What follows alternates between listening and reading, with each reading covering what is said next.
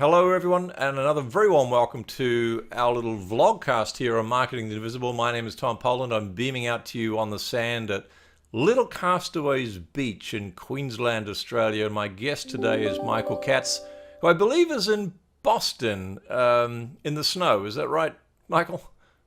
I'm afraid that's correct. And just to mess with everyone, I just want to see if how confused people get when I put these on. And I take my glasses off, and they go, Oh "Okay, man. which one is Michael? Which one's Tom?" But we won't do that. Um, so, Michael, thank you so much for being on our little show, and I thank you so much also for taking the care and the time to offer something that was pretty freaking awesome just for our listeners. And we'll come to that in a little bit. There will be a link below for those of you who are viewing the vlog. With the podcast, you're probably going to have to take a note of the link, but we'll give you that soon. So, for those of you who don't know Michael, he's an award-winning humorist. He's a former corporate marketer, so he has that big strategic branding background. He's the founder of Blue Penguin, and he's the chief penguin, which I think is very clever. He specializes in helping established solopreneurs, solo professionals, if you like, get more and better clients by positioning themselves as likable experts. He's got an MBA from Boston University and a BA in psychology from McGill University in Montreal. So all in all, when we wrap up the qualifications and the experience, Michael is more than qualified to talk on the subject. So the title of the interview is Why Likeability is More Upside Than Capability. And we're going to explore that in just 7 minutes. Michael, our 7 questions in 7 minutes starts now. First of all, who is your ideal client? So my clients are all solo professionals. So solo people who work for themselves, and professionals, they're people who sell a service like recruiters, financial planners, consultants, attorneys. What they have in common is that they sell something that looks very much like what their competitors sell. And so it's hard for them to differentiate themselves because, you don't know how good medically your own doctor is. They look the same. And so that's really my sweet spot, people who are trying to stand out. But the problem is that everyone they compete with kind of seems to sell the same thing and actually does sell essentially the same thing. So, and in fact, that's question 2. It leads into that nicely. So is that the problem that you solve is one of differentiation, or are there other problems you tackle as well for them? They're very intertwined, but differentiation is a key because these are people who, like myself, we're not buying Super Bowl ads. We look like everybody else, but we all need clients. And my clients are people who are really good at what they do, but they don't know anything about marketing. They hate selling. They just want enough business. And so, I always say I give people the words they need to clearly explain what they do.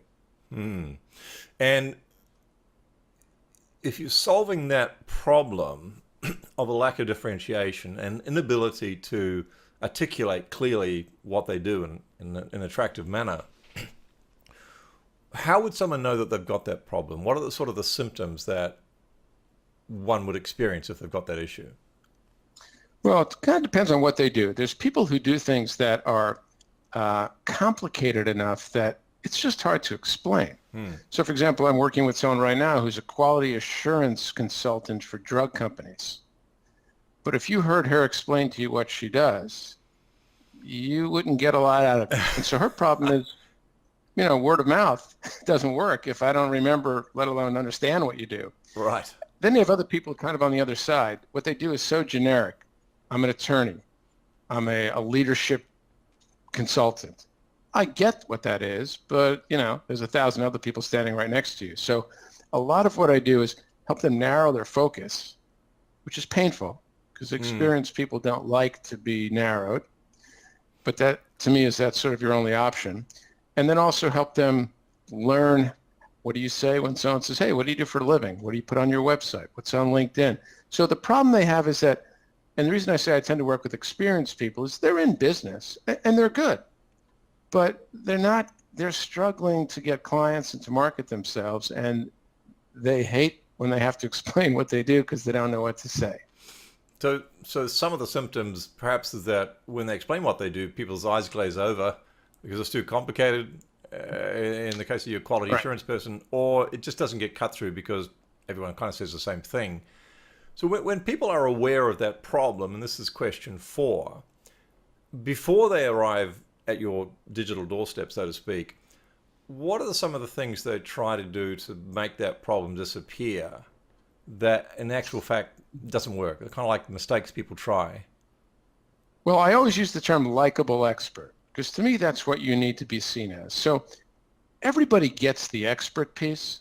You need to, like you read my qualifications, so people need to believe that you're good at what you do. And so that's the price of admission. But the reason I say likability has more upside than capability is because the problem with capability is everybody you're competing with who's worth worrying about has the same qualifications. Every attorney passed the bar, every doctor went to medical school, every financial planner is certified. What I discovered kind of by accident is that likability, my interest in connecting with other people, talking to you, hiring you, is a thing that you can actually move the needle on. I can't tell if you're a good doctor, but I can tell if I like you. Yeah. And so people tend to ignore that. They become this sort of two-dimensional business person, and then as a result, they just kind of blend in. So I actually, as silly as it sounds, I help people be more themselves, speak more authentically, connect more with personal stories. But the result is that people remember them and help them. Right. And so if they are aware that they have this problem, are they spending money elsewhere that's just kind of a waste of money trying to solve the problem without, and if they are, what are they spending the money on? What are the mistakes they're making? You know, it doesn't tend to be a money thing for my clients because, again, you know, we're solos. It's a word of mouth world. So sure, I'll spend some money on email marketing and maybe sponsor a thing, but it's not that they're blowing money on advertising. It's where they're focusing their attention. If I ask them what makes them different, they'll just start talking about their capabilities. Or they might have some little nuanced thing, you know, I'm a financial planner, I kind of do this, and most people do that. You as the potential client, you can't tell the difference. And the truth is, on average, most people are average. So it's not that they're better. What I have found, though, is that they focus on things like connecting with people who need help without charging them for everything, using personal stories when they write a newsletter or a blog, using personal stories when they give a public talk. It's all the stuff people are afraid to do because they think it means they're not taken seriously. Right. But what I found is that's how people decide, I like this guy or this woman, or frankly, I hate this guy, which is fine. You don't want everybody as a client. Yeah, what I call black jelly bean. You like them, you love them, and if you don't like them, you hate them. Right. Okay, so that's actually answered very nicely question 5, which is one valuable free action people can take, which might be to start using the story, start magnifying their personality. What about a valuable free resource? Now, I know you've lined up something pretty special for listeners to this show, and I'm going to say what it is now. It's www.michaelkatz, K-A-T-Z, or Z if you're in the States, .com/invisible. Go there. What are they going to find when they get there, Michael, in less than 20 seconds?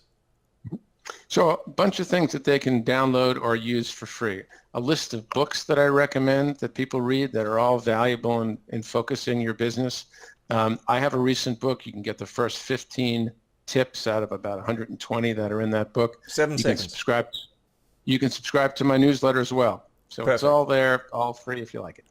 michaelkatz.com/invisible. Thank you, Michael. Thank you.